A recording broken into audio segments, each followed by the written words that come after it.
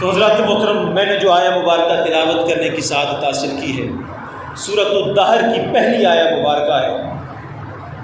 اللہ رب العالمین نے فرمایا هل اتى على الانسان حين من الدهر لم يكن شيئا مذکورا، کہ انسان پر ایک ایسا وقت بھی گزر چکا ہے کہ جب انسان قابل ذکر نہ تھا۔ اللہ رب العالمین نے فرمایا ایک وقت انسان پر ایسا بھی گزر چکا ہے کہ جب انسان قابل ذکر نہ تھا۔ انسان موجود تو تھا لیکن انسان کا کوئی ذکر کرنے والا نہیں تھا۔ یہ انسان کوئی ایسی قابل چیز نہیں تھی کہ جب اس کو یاد کیا جاتا، اس کا ذکر کیا جاتا۔ فرمایا ایک زمانہ، ایک وقت، ایک لمحہ ایسا بھی انسان پر گزر چکا ہے لم یکن شیئا مذکورا، کہ انسان اس وقت مذکور نہیں تھا، اس کا ذکر نہیں کیا جاتا تھا۔ وہ زمانہ کون سا زمانہ ہے؟ بعض مفسرین نے فرمایا کہ یہ وہ زمانہ تھا جب حضرت آدم علیہ السلام اس کائنات میں آپ کا وجود آ چکا تھا، ابھی روح محمدی آپ کے بدن اطہر کے اندر نہیں آئی تھی، ابھی نور محمدی آپ کی پیشانی میں نہیں چمکا تھا۔ یہ اس وقت کی بات ہے کہ جب تک وجود مسعود موجود تھا، حضرت آدم علیہ السلام اپنے جسم خاکی کے ساتھ موجود تھے، تب تک انسان قابل ذکر نہ تھا۔ جب نور محمدی پیشانی آدم کے اندر رکھ دیا گیا، اس وقت انسان کو ذکر کرنے کی صلاحیت بھی مل گئی، مذکور ہونے کا اعزاز بھی مل گیا۔ بعض مفسرین کرام نے اس کی تفسیر یوں کی کہ جب حضور سید عالم صلی اللہ تعالی علیہ وسلم اس کائنات میں جلوہ افروز نہیں ہوئے تھے، انسان تو موجود تھے لیکن انسانوں کا کوئی ذکر نہیں کیا جاتا تھا، کوئی انسانوں کے اندر وہ خوبی نہیں پائی جاتی تھی کہ انسانوں کا ذکر کیا جائے۔ لیکن جب حضور اس کائنات کے اندر تشریف لے آئے، انسانوں کو یہ شرف عطا ہو گیا کہ انسانیت کے اندر حضور کو اللہ رب العالمین نے بھیج دیا۔ پھر اللہ رب العالمین نے فرمایا هل اتى على الانسان حين من الدهر لم يكن شيئا مذکورا، اب تو انسان قابل ذکر ہے، ایک وقت ایسا تھا جب انسان کا ذکر نہیں کیا جاتا۔ اور بعض مفسرین کرام نے اس کی تفسیر یوں کی ہے کہ اللہ رب العالمین نے بندے کو حکم ارشاد فرمایا یا ایھا الذین آمنوا اذکروا اللہ ذکرا کثیرا، سورہ احزاب کی آیہ مبارکہ 41 نمبر ہے۔ فرمایا کہ اے لوگو، اے میرے ایمان والے بندو، اے میرے مصطفیٰ کریم کے غلاموں، اذکروا اللہ ذکرا کثیرا، میرا ذکر کثرت کے ساتھ کرو، اللہ رب العالمین کی تسبیحات بیان کرو۔ یہ سورہ احزاب کی آیہ مبارکہ نمبر 41 ہے۔ فرمایا میرا ذکر کرو، اس انداز میں ذکر کرو کہ ذکر کرنے کا حق ادا ہو جائے۔ پھر فرمایا فاذکرونی اذکرکم، تم میرا ذکر کرو میں تمہارا ذکر کروں گا۔ یہ سورہ بقرہ کی آیہ مبارکہ نمبر 152 ہے۔ فرمایا تم میرا ذکر کرو میں تمہارا ذکر کروں گا۔ اب فرمایا یا ایھا الذین آمنوا اذکروا اللہ ذکرا کثیرا، اے میرے بندو، اے ایمان والو، میرا کثرت کے ساتھ ذکر کرو۔ اب مفسرین کرام فرماتے ہیں کہ اللہ رب العالمین نے اس آیہ مبارکہ جو میں نے خطبہ میں پڑھی ہے اس کی تفسیر یوں ہے کہ جو اللہ کا ذکر کرے گا اللہ اس کو قابل ذکر بنا دے گا۔ فرمایا جب تک بندہ اللہ کا ذکر نہیں کرتا وہ قابل ذکر نہیں ہوتا، جب اللہ کو یاد کرنے لگ جاتا ہے اللہ اس کو یاد کرنے لگ جاتا ہے۔ مل کر بولا کرے سبحان اللہ۔ 3 آیتیں میں نے اس پہ قرآن پاک کی پیش کی ہیں، محبت کے ساتھ بولیے سبحان اللہ۔ فرمایا انسان قابل ذکر نہ تھا، انسان موجود تھا، کوئی اس کو یاد نہیں کرتا تھا۔ پتہ چلا انسان اس وقت یاد کیا جاتا ہے، کوئی انسان اس وقت قابل عزت ہوتا ہے، قابل احترام اس وقت ہوتا ہے، قابل ذکر اس وقت اس کی ذات بنتی ہے جب وہ اللہ رب العالمین کا ذکر کرنے لگ جاتا ہے۔ ادھر وہ اللہ اللہ کرنے لگ جاتا ہے، ادھر اللہ فرید فرید کرنے لگ جاتا ہے۔ ادھر اللہ اللہ کی تسبیح ہوتی ہے، ادھر داتا علی حجویری کا ذکر بلند کیا جا رہا ہوتا ہے، ادھر اللہ اللہ کی تسبیحات بلند کی جا رہی ہوتی ہے، وہاں پیر میر علی شاہ کے تذکرے آسمانوں پہ اللہ اپنے فرشتوں میں بیٹھ کر فرما رہا ہوتا ہے۔ یہ ایسے آسان کام نہیں ہے۔ اللہ رب العالمین نے قرآن کی کئی آیات اپنے اولیاء کی شان میں نازل فرمائی، جو انبیاء بھی نہیں ہیں، جو نبی نہیں، رسول نہیں، لیکن اللہ نے قرآن میں ان کی شانیں بیان کی ہیں۔ اور کبھی فرمایا لا خوف علیہم ولا هم یحزنون، میرے تو یہ وہ بندے ہیں جن کو کسی کا خوف بھی نہیں ہوتا، اور کل قیامت والے دن ان کو کسی چیز کا غم بھی نہیں ہوگا۔ ان کی شان تو بڑی عرفہ والا ہے۔ کبھی ان کے ساتھ بیٹھنے کا حکم اللہ قرآن میں فرماتا ہے، کبھی فرمایا یا ایھا الذین آمنوا اتقوا اللہ وکونوا مع الصادقین، اے ایمان والو اللہ تعالیٰ سے ڈرتے رہو، وکونوا مع الصادقین، اور سچے لوگوں کے پاس جا کر بیٹھا کرو۔ آج لوگ روکتے ہیں، منع کرتے ہیں، تم درباروں پہ جاتے ہو، کیوں جاتے ہو؟ تم اللہ کے ولیوں کے پاس جاتے ہو، کیوں جاتے ہو؟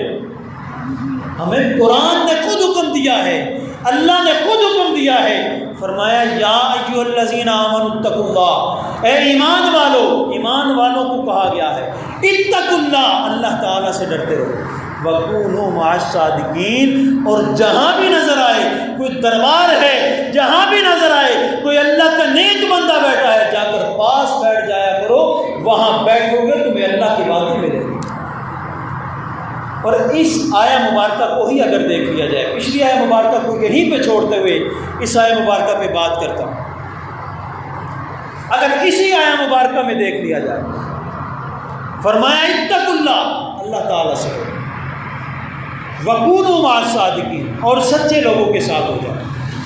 اب اس ایک ہی آیہ مبارکہ میں اللہ نے ہمیں دو حکم دیے ہیں، ایک فرمایا مجھ سے ڈرو، دوسرا فرمایا میرے نیک لوگوں کی صحبت میں بیٹھا کرو۔ اب جو لوگ ہمیں منع کرتے ہیں کہ اللہ کے ولیوں کے پاس کیوں جاتے ہو، ان لوگوں کو یہ پتہ چل جانا چاہیے اللہ نے آیت ایک ذکر فرمائی ہے، ادھر دو حکم دیے ہیں، جہاں یہ کہا ہے مجھ سے ڈرو، وہیں یہی کہا ہے میرے نیک لوگوں کے پاس جا کر بیٹھا کرو۔ ایک آیہ مبارکہ میں اللہ نے دو حکم دیے، اور حکم کن کو دیا؟ ایمان والوں کو۔ فرمایا جو ایمان والا ہے میرا حکم اس کے لیے ہے کہ وہ مجھ سے بھی ڈرتا رہے، میرے نیک بندوں کے پاس بھی جا کر بیٹھا۔ اگر نیک لوگوں کے پاس بیٹھنے کا فائدہ نہ ہوتا، نیک لوگوں کی مجلس میں جانے کا، نیک لوگوں کی محفل میں جانے کا کوئی فائدہ نہ ہوتا، تو اللہ اتنا بڑا حکم کیوں دیتا؟ جہاں خود اپنے آپ سے ڈرنے کا حکم دیا ہے، وہیں اسی آیہ مبارکہ میں، اسی قرآن میں اللہ رب العالمین نے یہ فرما دیا مجھ سے بھی ڈرو، میرے نیک بندوں کے پاس بھی جا کر بیٹھا۔ اور نیک لوگ پھر کون ہیں؟ اب یہ بھی تو دیکھنا پڑے گا۔ اب ہم ہر کسی کے پاس جس نے اپنے دروازے کے اوپر پیر لکھوا لیا کہ ہم اس کے دروازے پر جا کر بیٹھ جائیں گے، کہ ہم اس کے ہاتھ چومنے لگ جائیں گے، کہ ہم اس کے قدموں میں جا کر بیٹھنے لگ جائیں گے؟ نہیں، پیر وہ ہے، ولی وہ ہے، صراط مستقیم پہ وہ ہے جس کو اللہ نے قرآن میں واضح طور پر بیان فرما دیا۔ وَكُونُوا مَعَ الصَّادِقِينَ، سچے لوگوں کے پاس بیٹھو، ولیوں کے پاس بیٹھو، نیک لوگوں کے پاس بیٹھو۔ اب پہچان کہاں سے ہوگی کہ وہ صادقین کون ہیں، وہ سچے لوگ کون ہیں؟ اللہ رب العالمین نے قرآن کریم کی پہلی سورہ مبارکہ سورہ فاتحہ کے اندر ارشاد فرمایا اہدنا الصراط المستقیم، کہ اے میرے بندے جب نماز کے اندر کھڑے ہو جاؤ، ہاتھ باندھ لو، مجھ سے ہدایت کی دعا مانگو، اور یہ دعا مانگو اہدنا الصراط المستقیم، مولا مجھے سیدھے راستے پر چلا۔ اب یا رب العالمین ہم تو بندے ہیں، گناہ گار ہیں، ہم لا علم ہیں، ہمارے پاس علم نہیں ہے، مولا تو ہی ہماری یہ گرہ کھول دے، تو ہی ہمارے لیے یہ بات آسان کر دے۔ مولا ہمیں تو نہیں پتہ صراط مستقیم کون سا ہے، ہمیں نہیں پتہ سیدھا راستہ کون سا ہے۔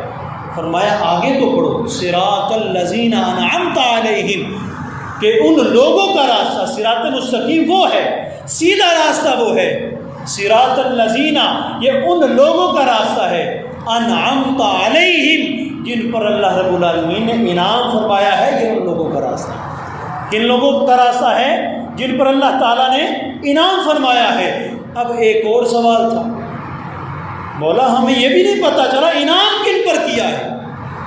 مولا ہم تو اتنے لا علم ہیں، ہمیں تو یہ پتہ ہی نہیں کہ ہم سیدھے راستہ کن کا ہے۔ تو نے بتایا ہے جن پر میں نے انعام کیا ہے، سیدھا راستہ ان کا ہے۔ اب مولا تو ہی بتا دے کہ وہ انعام یافتہ لوگ کون ہیں۔ اللہ رب العالمین نے فرمایا الذین انعم اللہ علیہم من النبیین والصدیقین والشہداء والصالحین۔ میرے بندے کہیں اور جانے کی ضرورت نہیں، کسی یونیورسٹی میں جا کر داخلہ لینے کی ضرورت نہیں، کسی اسکول میں جا کر پوچھنے کی ضرورت نہیں، کسی بڑے سے بڑے بندے کے پاس بعد میں جانا، پہلے میرا قرآن اٹھا کے دیکھ، ہر سوال کا جواب تجھے قرآن میں ملے گا، ذرا قرآن کھول کے دیکھ۔ اللہ نے فرمایا سیدھا راستہ انعام یافتہ لوگوں کا راستہ ہے۔ اب قرآن کا ایک اور مقام کھول کر دیکھ، اللہ نے فرمایا میں نے یہ بھی جواب تجھے دے دیا ہے انعم اللہ علیہم من النبیین، میں نے اپنے نبیوں پر انعام فرمایا ہے، والصدیقین میں نے سچوں پر انعام کیا ہے، والشہداء میں نے شہیدوں پر انعام کیا ہے، والصالحین میں نے اپنے ولیوں پر اللہ رب العالمین فرماتا ہے انعام فرمایا ہے۔ اب ان ساری آیتوں کو اگر جوڑ لیا جائے، وَكُونُوا مَعَ الصَّادِقِينَ، دوسری آیت صراط الذین انعمت علیہم، اس سے پہلے اہدنا الصراط المستقیم، اس کے بعد الذین انعم اللہ علیہم من النبیین والصدیقین والشہداء والصالحین۔ ان ساری آیتوں کو اگر جمع کر لیا جائے ہمیں پتہ چلتا ہے، اس آیہ مبارکہ کی تفسیر دیکھنی ہو، ہمیں معلوم کرنا ہو وہ سیدھا راستہ کن کا راستہ ہے، ہمیں پتہ چلے گا وہ صدیق اکبر کا راستہ ہے، ہمیں پتہ چلے گا فاروق اعظم کا راستہ ہے، ہمیں پتہ چلے گا مولا علی کا راستہ ہے، عثمان غنی کا راستہ ہے، مولا حسن مولا حسین کا راستہ ہے، داتا علی حجویری کا راستہ ہے، غوث جلی کا راستہ ہے۔ جو ان کے راستے پہ چلنا شروع ہو گیا وہ صراط مستقیم پر پہنچ گیا۔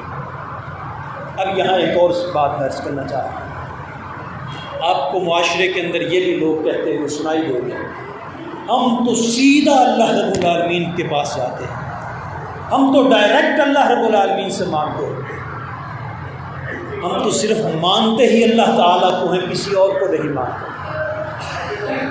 اب ان کے سامنے اگر یہ آیات رکھ دی جائیں تو ان کو اس بات پر اعتقاد اور ایمان رکھنا ضروری ہو جائے گا۔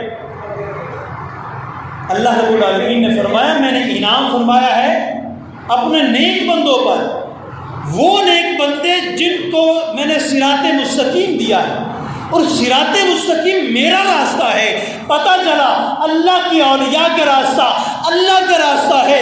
اگر ہم نے اللہ تک پہنچنا ہے ہمیں ڈائریکٹ راستہ تب ملے گا جب ہم اللہ کے ولیوں کے پاس جائیں گے، ان کے پاس جائیں گے تو ان کی گلی جو ہے وہ اللہ رب العالمین کی طرف جاتی ہے۔ اگر ہم نے اللہ رب العالمین کی ذات تک رسائی حاصل کرنی ہے، اللہ کے انوار و تجلیات کو سمیٹ کر اپنے دل کے اندر بٹھانا ہے تو ہمیں اللہ کے اولیاء کے پاس جانا ہوگا، ان کے پاس جا کر سیدھے راستے پر چلنا سیکھنا ہوگا۔ اب ایک چھوٹی سی مثال میں دیتا ہوں، آپ کو اگر عربی زبان نہیں آتی، آپ عربی زبان کی کتاب حدیث مبارکہ کھول کے بیٹھ جائیں، بخاری شریف کھول لیں، مسلم شریف کھول لیں، کوئی کتاب کھول لیں، عربی کی کوئی بھی کتاب ہو، آپ اس سے پڑھتے جائیں گے، آپ کو دیکھ کر پڑھنی بھی نہیں آئے۔ قرآن میں تو ہمارے لیے آسانی ہے، اعراب لگے، اگر عربی کی کتابیں آپ کے سامنے رکھ دی جائیں اور کہا جائے کھول کے پڑھنا شروع کر دیں، مطلب سمجھنا، ترجمہ کرنا، تشریح کرنی تو بات کی بات ہے، ہم یہ کہہ دیا جائے اگر کہ اس کو کھول کے دیکھ کے پڑھنا شروع کر دیں، آپ کہیں گے مجھے نہیں پڑھنا آئے گا، پھر کیسے پڑھنا سیکھیں گے؟ کسی استاد کے پاس جا کر بیٹھنا، ان سے جا کر اس چیز کی تعلیم لینا، کہ عربی کی گرامر کیا ہے، عربی کی گرامر سیکھ لیں گے، پھر ان کے معانی و مفاہیم سیکھیں گے، اور پھر ترجمہ کرنے کا فن سیکھنا ہوگا، پھر ترجمے کے بعد تفسیر کرنے کا فن سیکھنا ہوگا، پھر جا کر آپ کو یہ پتہ چلے گا کہ اس عربی کی کتاب کے اندر لکھا کیا ہے، اور لکھا کیا ہے، اور لکھا کیوں ہے۔ تو جب تک آپ کسی استاد کی رہنمائی کے ذریعے کسی عربی دان سے سیکھے کے بغیر آپ ایک عربی زبان کی کتاب تک نہیں پہنچ سکتے، اس کے معانی و مفاہیم تک نہیں پہنچ سکتے، تو اللہ رب العالمین جو کائنات کا خالق ہے، مالک ہے، رازق ہے، ہر ایک چیز کو بنانے والا ہے، ہر ایک اسرار و رموز کو بنانے والا، سکھانے والا، عطا کرنے والا ہے، اس کی ذات تک پہنچنے کے لیے کیا ہم سیدھا چلے جائیں تو ہمیں سمجھ آ جائے گی؟ تو پتہ چلا اگر اللہ رب العالمین کی ذات تک پہنچنا ہے تو ہمیں اللہ کے اولیاء کے پاس بیٹھنا ہوگا جو اللہ کی بارگاہ میں مقبول ہیں، ہمیں ان کے پاس جانا ہوگا۔ اگر ہم ان کے پاس بیٹھ جائیں گے تو اللہ رب العالمین کی سمجھ خود بخود ہمیں آ جائے گی۔ اللہ اللہ کیے جانے سے اللہ نہ ملے، اللہ اللہ کیے جانے سے اللہ نہ ملے، یہ اللہ والے ہیں جو اللہ سے ملا دیتے ہیں۔ فرمایا وَكُونُوا مَعَ الصَّادِقِينَ، اللہ سے ڈرو اور تقوی اختیار کرو اور میرے نیک بندوں کے پاس جا کر بیٹھا کرو۔ حضرت شیخ سعدی شیرازی رحمۃ اللہ تعالیٰ علیہ، بڑی خوبصورت آپ کی حکایت، بڑی خوبصورت آپ کی بات ہے۔ آپ فرماتے ہیں صحبت صالح تورا صالح کنن، فارسی کا شعر ہے، صحبت صالح تورا صالح کنن، صحبت طالع تورا طالع کنن، کہ اگر تم نیک بندوں کی صحبت میں بیٹھو گے تو تم نیک بن جاؤ گے، بروں کے پاس بیٹھو گے برے بن جاؤ گے۔ اگر آپ اچھے لوگوں کی صحبت میں بیٹھیں گے، اور ایک بڑا خوبصورت مقولہ بھی ہے المرء علی دین خلیلہ، کہ انسان اپنے دوست کے دین پر ہوتا ہے، یعنی اس کی پہچان اس کے دوست سے ہوتی ہے۔ اب ہم جب بھی کسی کے ساتھ کوئی رشتہ جوڑنا چاہیں، کسی کے ساتھ کوئی تعلق بنانا چاہیں، کوئی کاروباری لین دین کرنا ہو، ہم تحقیق کرتے ہیں۔ اور تحقیق کرنے کا طریقہ کیا ہوتا ہے؟ تحقیق کا طریقہ یہ ہوتا ہے ہم دیکھتے ہیں کہ اس کے دوست کون سے ہیں، وہ صبح کس کے پاس جاتا ہے، دوپہر کو کس کے پاس بیٹھتا ہے، شام کو کس کے پاس بیٹھتا ہے۔ اگر ہمیں پتہ چل جائے یہ شام کے وقت شرابیوں کی مجلس میں بیٹھا کرتا ہے، ہم کوئی رشتہ، کوئی واسطہ، کوئی تعلق، کوئی کاروباری ڈیل کرنے کے لیے تیار نہیں ہوتے۔ اگر ہمیں یہ پتہ چل جائے یہ بندہ تو اتنا اچھا ہے، یہ تو جا کر اللہ کے نیک بندوں کے پاس بیٹھتا ہے، اس کے جتنے بھی دوست ہیں وہ سچے ہیں، ہمیشہ سچ بولتے ہیں، ہمیشہ وعدہ پورا کرتے ہیں، وہ نماز کی پابندی کرتے ہیں، وہ حج پہ جاتے ہیں، غریبوں میں امداد کرتے ہیں۔ اگر ہمیں یہ پتہ چل جائے کہ یہ نیک لوگوں کے پاس بیٹھتا ہے تو ہم ہر چیز کو ٹھکرا دیتے ہیں، ہم کہتے ہیں بندہ بہت اچھا ہے، اس کے ساتھ ہم نے ہر حال میں ڈیل کرنا۔ تو پتہ چلا حضور کا فرمان اور یہ مقولہ کہ المرء علی دین خلیلہ، انسان کی پہچان اس کے دوستوں سے ہوتی ہے، تو جو اللہ کے نیک بندوں کے پاس جا کر بیٹھتا ہے وہ بھی نیک بن جاتا ہے، تو ان کا مقام کیا ہوگا جو اللہ کے محبوب کی مجلس میں بیٹھا کرتے ہیں۔ اللہ اکبر، بات کہیں سے کہیں آگے چل نکلی۔ میں آیہ مبارکہ کی تفسیر عرض کر رہا تھا، اللہ رب العالمین نے ارشاد فرمایا هل اتى على الانسان حين من الدهر لم يكن شيئا مذکورا، انسان پر ایک ایسا وقت بھی گزرا ہے جب انسان قابل ذکر نہ تھا، جب انسان مذکور نہیں تھا، تو ہمیں یہ گتھی سلجھ گئی، ہمیں پتہ چل گیا کہ ہم نے اس مقام تک پہنچنا ہے کہ ہم قابل ذکر ہو جائیں، ہمیں ایک کلیہ اپنانا ہوگا۔ سورہ احزاب کی آیہ مبارکہ 41 نمبر میں اللہ رب العالمین نے ارشاد فرمایا یا ایھا الذین آمنوا اذکروا اللہ ذکرا کثیرا، تم میرا ذکر کرتے جاؤ، کثرت کے ساتھ ذکر کرو، میں تمہیں انعام عطا کروں گا۔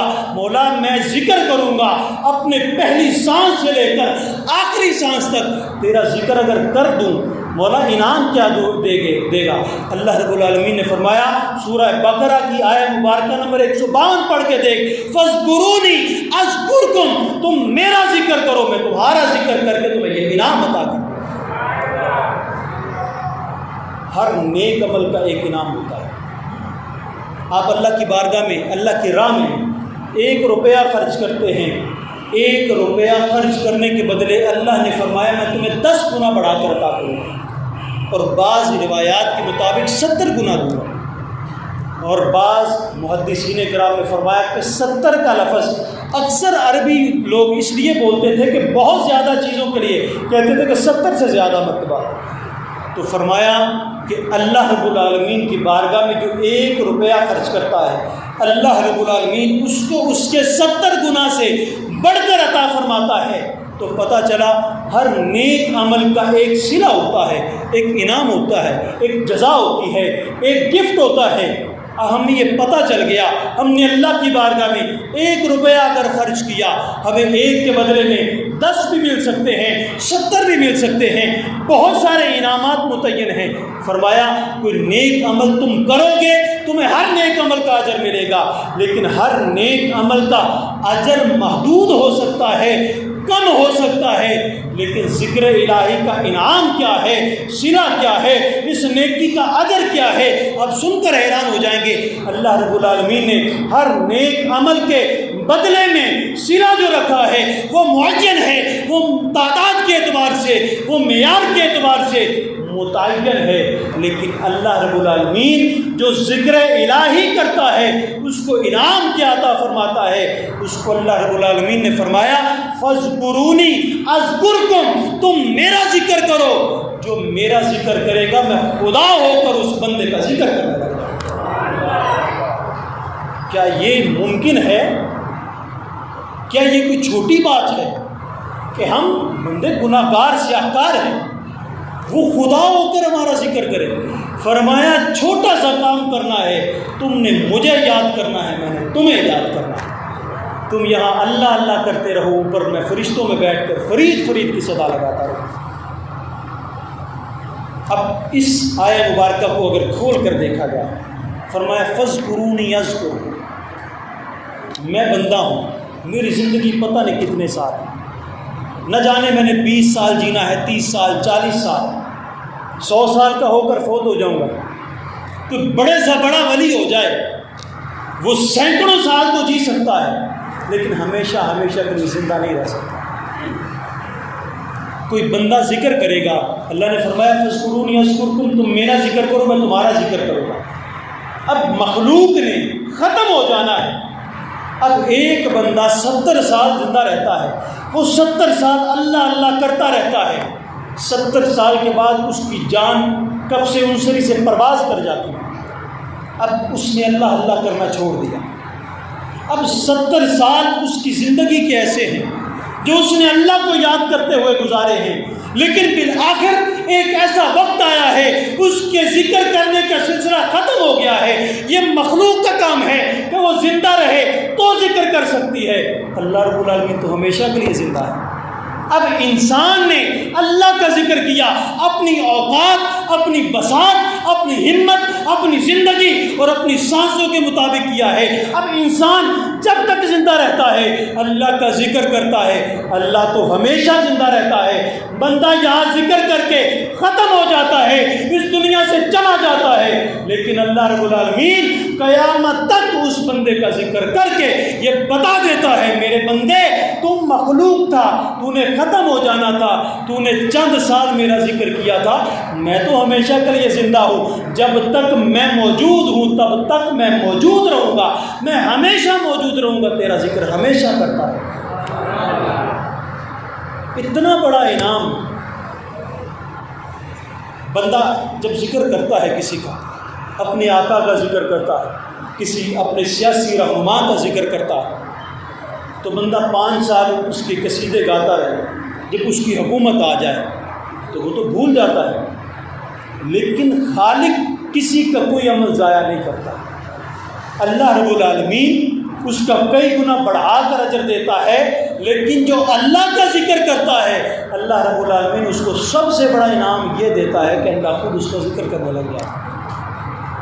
ایک حدیث مبارکہ مسلم شریف کے اندر بھی حدیث مبارکہ، حدیث نمبر 2637 اور بخاری شریف کی حدیث مبارکہ نمبر 7485، حضرت سیدنا ابو ہریرہ رضی اللہ تعالیٰ آپ روایت فرماتے ہیں کہ حضور سید عالم صلی اللہ تعالیٰ علیہ وسلم نے ارشاد فرمایا، اللہ رب العالمین نے جبریل کو طلب فرمایا، جبریل کو طلب فرما کے فرمایا، اے جبریل میں فلاں بندے سے محبت کرنے لگ گیا ہوں، میں فلاں بندے سے محبت کرنے لگ گیا ہوں، مولا پھر میرے لیے کیا حکم ہے؟ فرمایا اگر میں اس سے محبت کرنے لگ گیا ہوں جبریل تو بھی اس سے محبت کرنے لگ گیا۔ سبحان اللہ، مل کر بولیں سبحان اللہ۔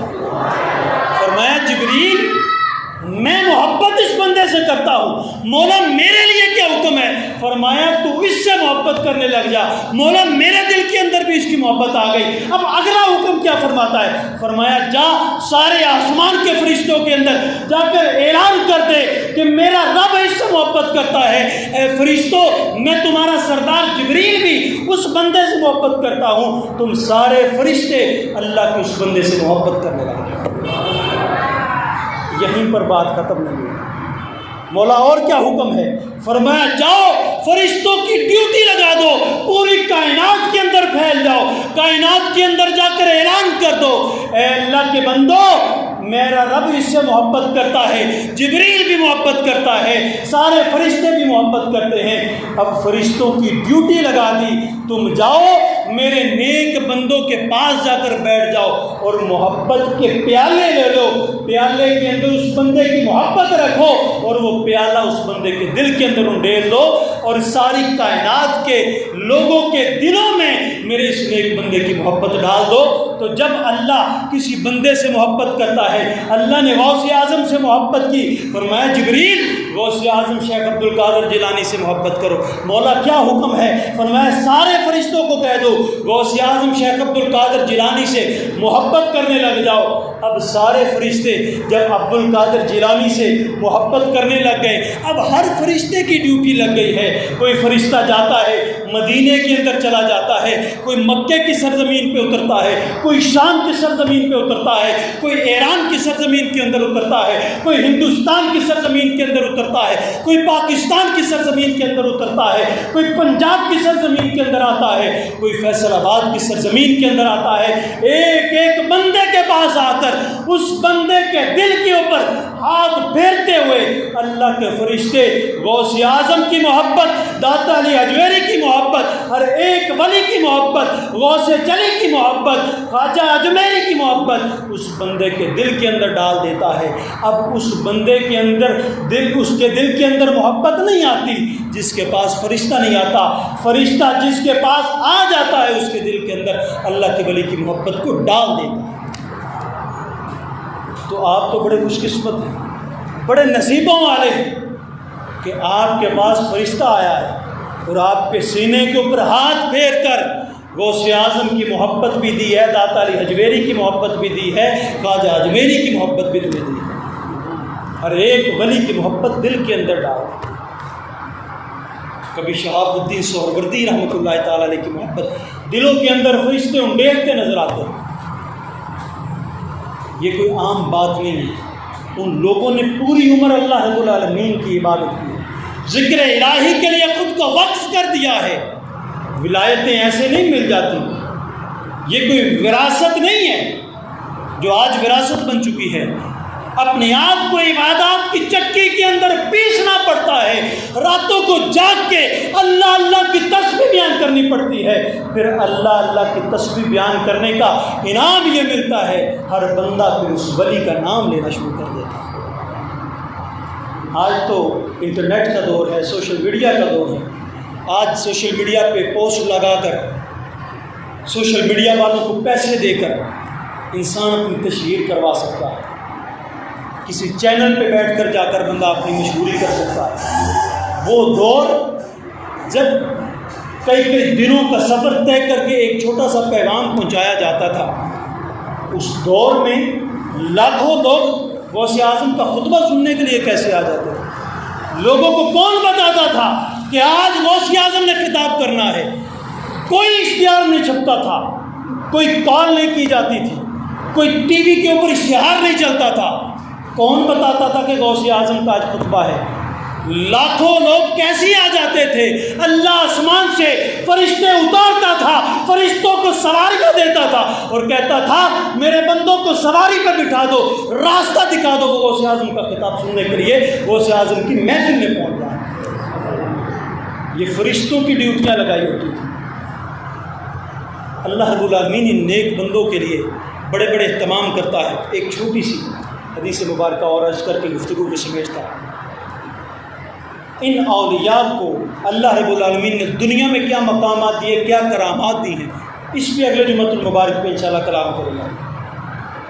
کل قیامت والے دن ان کی کیا اتھارٹی ہوگی، ان کو کیا مقام دیا جائے گا، ان کی شان کیا ہوگی۔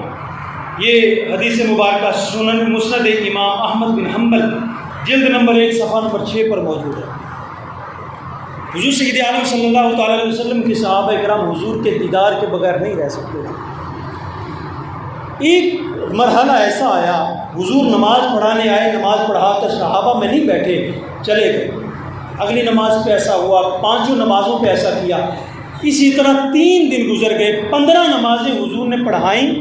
ہر نماز کے بعد فوری چلے جاتے، صحابہ کرام سے بات بھی نہ کرتے، واپس گھر میں تشریف لے جاتے۔ صحابہ کرام پریشان ہو گئے۔ 3 دن گزرنے کے بعد پوچھا یا رسول اللہ صلی اللہ علیہ وسلم کیا ماجرا ہے، کیا بات ہے، آپ ہم سے ناراض ہیں؟ ہم تو آپ کے دیدار کے بغیر رہ نہیں سکتے، جب تک آپ نماز کے بعد ہماری جانب منہ کر کے بیٹھ نہیں جاتے ہمیں تو سکون نہیں آتا، ہماری تو راتوں کی نیندیں اڑ گئی ہیں۔ یا رسول اللہ کرم فرمائیے، ہمیں یہ ارشاد فرمائیے کیا ماجرا ہے۔ حضور نے فرمایا صحابہ تمہارے لیے 3 دن میں نے ایک خوشخبری جمع کرتے ہوئے گزارے۔ یا رسول اللہ وہ کون سی خوشخبری ہے؟ فرمایا اللہ رب العالمین نے میرے ساتھ وعدہ کیا، انعم اللہ علیہم، کہ اے میرے محبوب تیری امت کے 70,000 لوگوں کو بغیر حساب و کتاب کے جنت میں بھیج دوں گا۔ صحابہ کرام بڑے خوش ہوئے۔ حضور نے فرمایا 3 دن پہلے یہ وعدہ کیا تھا، اور میں نے اللہ کی بارگاہ میں عرض کیا مولا یہ تو بہت تھوڑے ہیں، اس میں اضافہ فرما، اس میں زیادتی فرما، اس کی تعداد میں اضافہ فرما۔ حضور نے جب یہ فرمایا تو صحابہ کرام کا شوق اور بڑھ گیا، عرض کرتے ہیں یا رسول اللہ پھر اس میں کتنا اضافہ ہوا؟ اللہ رب العالمین کے محبوب نے فرمایا پھر اللہ رب العالمین کی بارگاہ میں نے مناجات پیش کی، ایک دن التجا کرتا رہا، تعداد بڑھتی گئی، دوسرے دن بھی التجا کرتا رہا، تعداد بڑھتی گئی، تیسرے دن بھی میں التجا کرتا رہا۔ آج 3 دن گزرنے کے بعد میں التجا کرنے کے بعد اللہ رب العالمین سے میں نے یہ وعدہ لیا ہے۔ اللہ نے فرمایا اے میرے محبوب پہلے دن جن 70,000 لوگوں کا بغیر حساب کتاب کے جنت میں داخلے کا وعدہ کیا تھا، ہر ایک بندہ اپنے اپنے طور پر 70,000 لوگوں کو جنت میں لے جاتا، یعنی ایک بندہ، یعنی حضور نے اللہ کی بارگاہ میں عرض کیا یا رب العالمین میری امت کے 70,000 لوگ، 70,000 ولی جنت میں چلے جائیں گے، پھر ہر ولی کا مرید بھی تو ہوگا۔ حضور کی دور تک نگاہ تھی، ہر ایک پیر کو اگر 70,000 ولی مراد لے لیا جائے تو ہر اس ولی کے آگے مرید بھی تو ہیں، ان کو بھی تو جنت میں لے کے جانا ہے۔ تو اللہ رب العالمین سے یہ وعدہ لیا ہے میرے امت کے 70,000 جو ولی ہوں گے ہر ولی اپنے ساتھ 70,000 لوگوں کو جنت میں لے کے جائے گا۔ یہ تو وہ لوگ ہیں جو بغیر حساب و کتاب کے جنت میں جائیں گے۔ اب حساب و کتاب ہونے کے بعد اب شفاعت کا سلسلہ شروع ہوگا۔ اب یہ لوگ جو بخشے بخشائے ہیں، جو اللہ کے نیک بندے ہیں، حضور کے وسیلے کے ساتھ یہ الگ سینکڑوں کروڑوں لوگوں کو جنت میں لے کر جائیں گے۔ پھر اس کے بعد لوگ جو جہنم میں چلے جائیں گے ہوں گے مسلمان، اپنے گناہوں کے سبب وہ جہنم میں چلے جائیں گے، ادھر ان کے پیر، ان کے جو ولی ہیں، ان کے جو سردار ہیں وہ ہاتھ اٹھا دیں گے مولا میرا غلام تھا، میرا مرید تھا، گناہ گار ضرور تھا، مولا میری دعا قبول فرما، جہنم سے آزاد کر دے اور جنت میں جگہ عطا فرما۔ ان کے سینکڑوں کروڑوں کی تعداد الگ ہوگی۔ تو اللہ رب العالمین اس دنیا میں بھی اپنے ولیوں کو شان دیتا ہے، کل قیامت والے دن بھی حضور کے صدقے سرخرو فرمائے گا۔ اور یہ حدیث مبارکہ مسند امام احمد کی حدیث مبارکہ ہے۔ تو اللہ رب العالمین سے دعا ہے اللہ رب العالمین ہمیں ان اولیاء کی طاقتوں کو سمجھنے کی توفیق عطا فرمائے، نیک لوگوں کی صحبتوں میں بیٹھنے کی توفیق عطا فرمائے، نیک لوگوں کے تذکروں کے سبب اللہ رب العالمین ہمارے دلوں کو پاک فرمائے۔ آمین وما علیہ الا البلاغ المبین۔